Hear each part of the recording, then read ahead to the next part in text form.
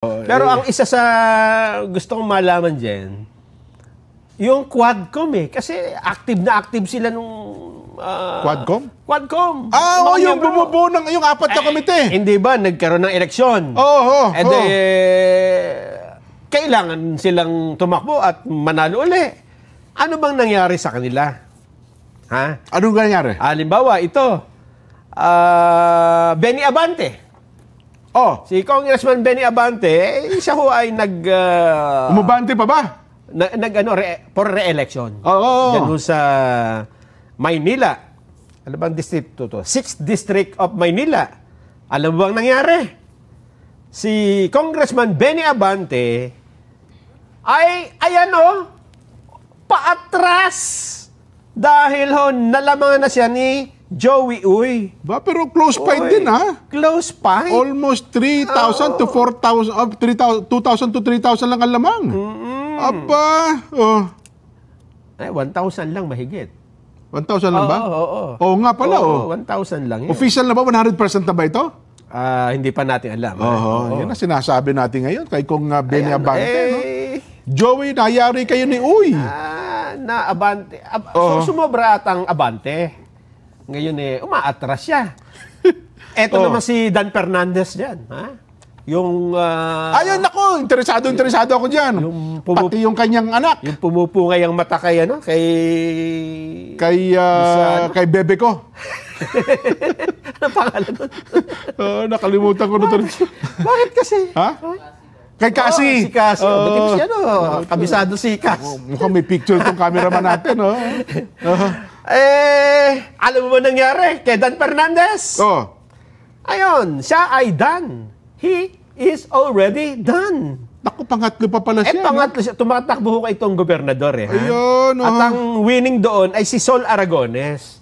Yung aking partner sa ABS-CBN, Sol Aragones.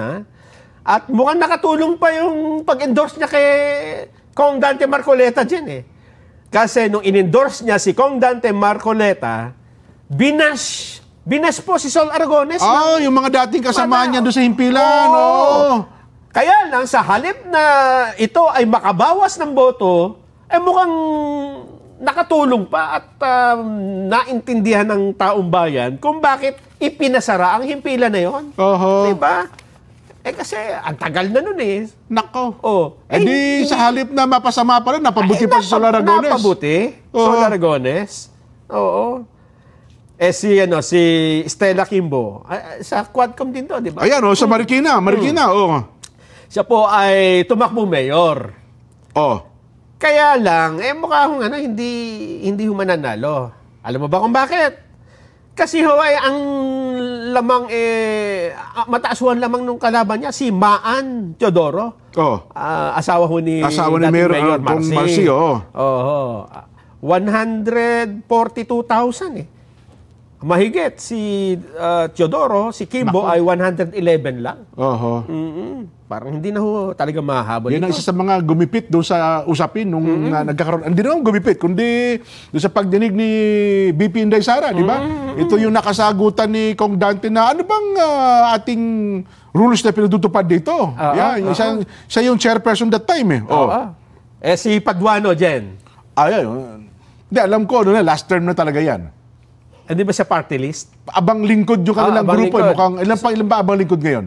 Mukhang papasok pa rin siya. Pero siya pa ba ang... Hindi na siya tapos na yung kanya, nakatatlong term na siya.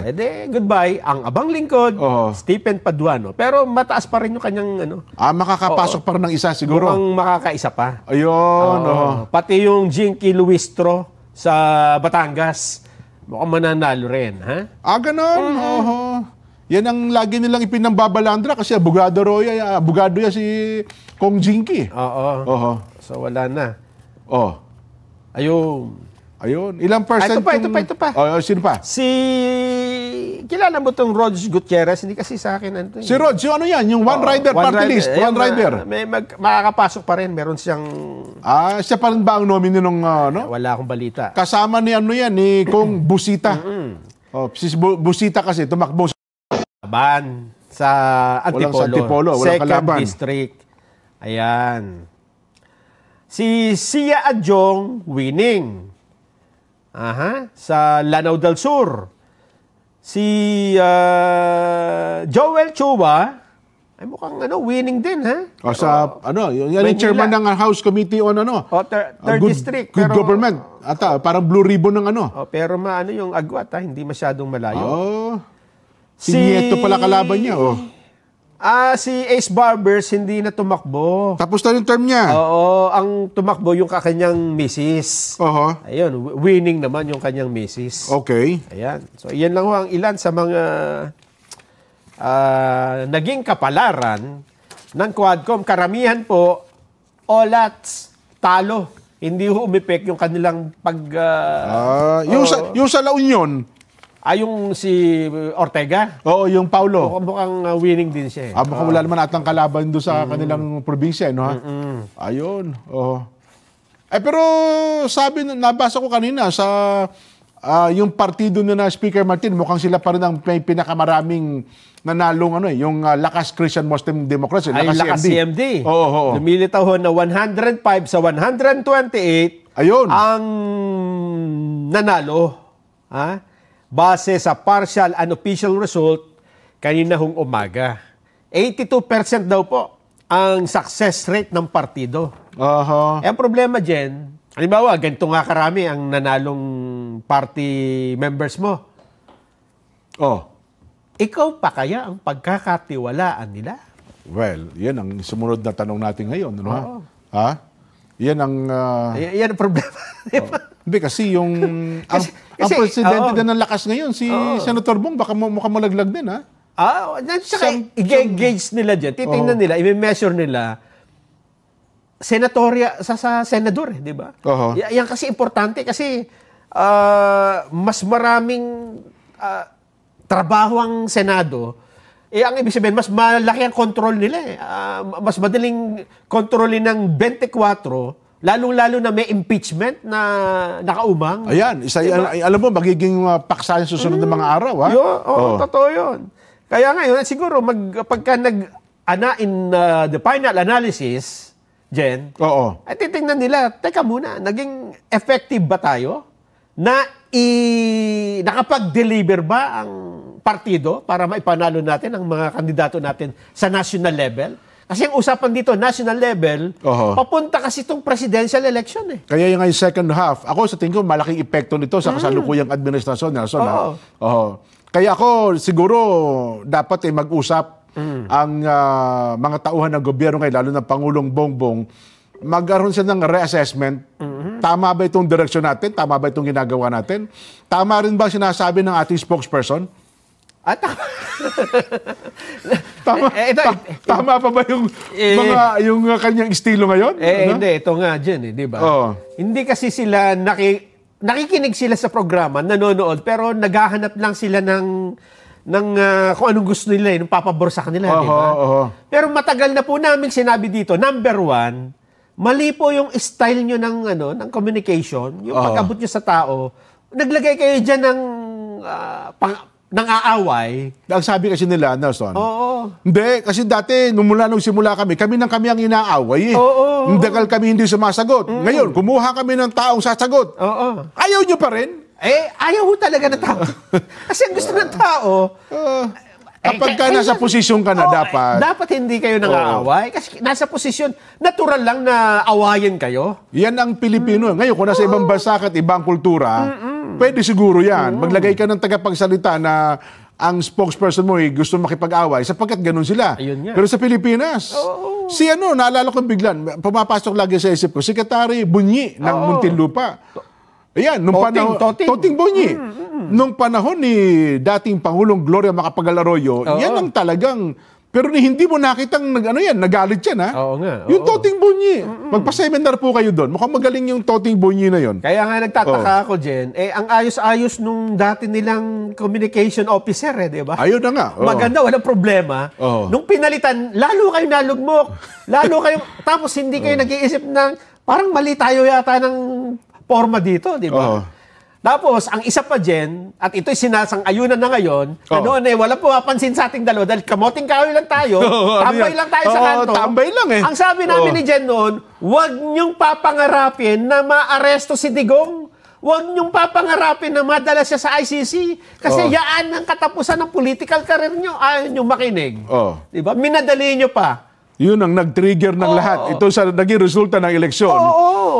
Kung mga 2 buwan pa, isang buwan pa eleksyon, ako sa tingin ko yung yung si Bondoc, baka nanalo pa yun eh. Di ba matakin mo yung resulta niya ngayon, yung GB Bondoc. Maganda yung kanyang standing, ano? Kaya kulang nga yung panahon para... Tinapos lang si GB Bondoc eh. Yan ho kasi ang problema sa mga taong, ang tingin nila, matatalino na. Ayun. Ang tingin nila, hindi. Bakit dami kayo pakikinggan? Ano lang kayo dyan? Mga... ano tatawag doon? Hindi namin kayo ka-level. Kanto boy lang kayo eh.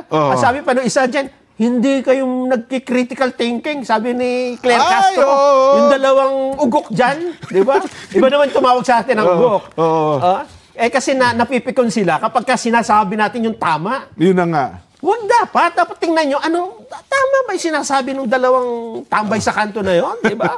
Sila ba ay nagmamalasakit o gusto nilang manira? Kami po yung tambay na may malasakit eh. Tambay lang ho kami, pero may malasakit kami sa bayan. Kasi ang gusto namin ay kung ano kagaganda ng buhay ng mga Pilipino, ng pamahalaan. Kasi, pare-pareho tayo nasa Pilipinas eh. Totoo. Pagka sinabi namin, ang gusto namin mawasak ang gobyernong ito, para sinabi namin, wasakin na rin yung buhay natin, di ba? Wala kaming tatambayan. Wala kaming tatambayan. Di ipapakulo nyo kami, tambay lang kami. Yun na nga. Nako. Kaya ang sinasabi natin dito, at least kung minsan, ito yung maganda sa mga medyo may edad na dyan. Okay. Medyo, yung wisdom, medyo malawak na, maunawain. Totoo yan.